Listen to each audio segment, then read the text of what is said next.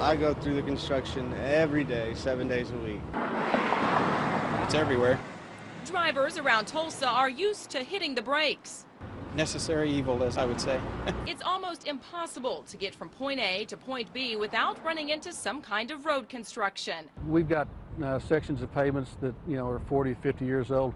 We've got some bridges that are 70 and 80 years old. The Oklahoma Department of Transportation is currently tackling its 8-year plan.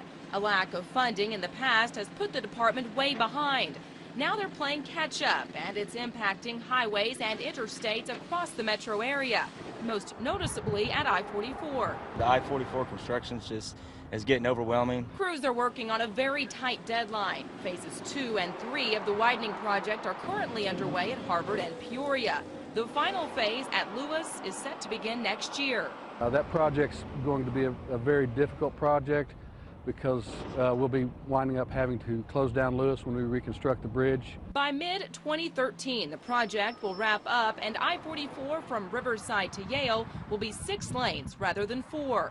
Construction along I-44 will continue east in the years to come. In 2014, crews will begin a widening project at 161st East Avenue. 2 years later, they'll move here to 145th East Avenue to repair a bridge. 145th goes over I-44. We'll be widening I-44 out to 8 lanes in that area with some additional lanes there, and then we'll take 145th. We'll replace that bridge going over the interstate there. And speaking of bridges, a first of its kind for the state is currently under construction at I-244 and the Arkansas River. In April, crews broke ground on the new double-decker bridge. The top level will carry highway traffic. The bottom will be dedicated to bicycle, pedestrian, and future railroad traffic. I think that's really cool, as long as it doesn't take 4 years to get done. Not 4, but 2. The $78 million project will be paid for with federal funds and grants and should be completed in 2013.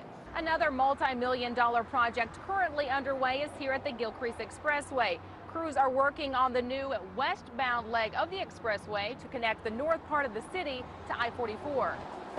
We are working from here to here.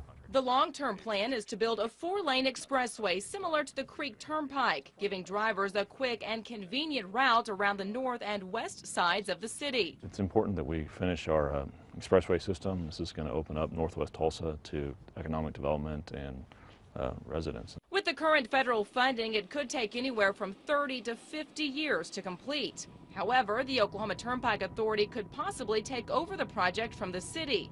If it happens, it would mean a toll for drivers. A study is being done now with a final report to be released this fall. They'd be able to finance it and move the project along much faster than we could with the allotted funding we have today. Bottom line, Tulsa's roadmap is constantly changing.